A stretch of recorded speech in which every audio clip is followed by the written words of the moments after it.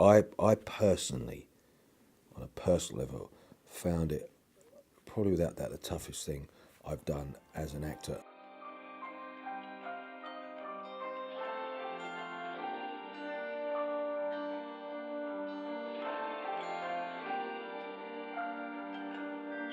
The story of the baby swap was probably suggested 9 months to a year ago. It was kind of pitched at a conference, and there was kind of two kind of responses to it. One was like, that's a really exciting, big EastEnders story. And the other is, that's a bit crazy. Like, how do you make it real? So I think the first task was to try and make that action believable, like emotionally believable and practically believable.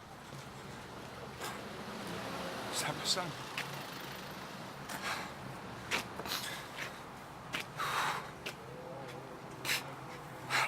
In terms of Ronnie's actions, I think it's kind of convincing yourself that she would do that, which I don't think in her case is too hard because of her history and where she was.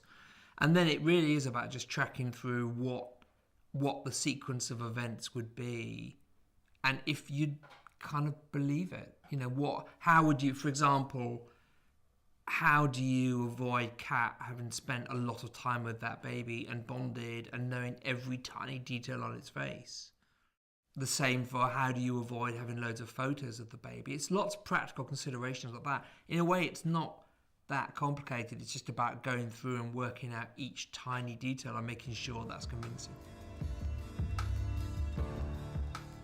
We've worked with one particular charity, FSID, which has particular expertise in dealing with cot death. We were approached by the program makers about 6 months ago, and we have been working very closely with them ever since to ensure that the program depicts accurately what happens when a baby dies and also has a good understanding of grief reactions of parents. So we'll take everything on board that an expert might tell us to make the story more realistic, whilst also thinking about the dramatic journey that our characters are on and trying to fit those together. Alfie? Myself and Jessie, we did our homework. We sat down with a representative from the FSID who told us some real tragic stories and kind of brought it home to us, really, the importance of telling a story like this.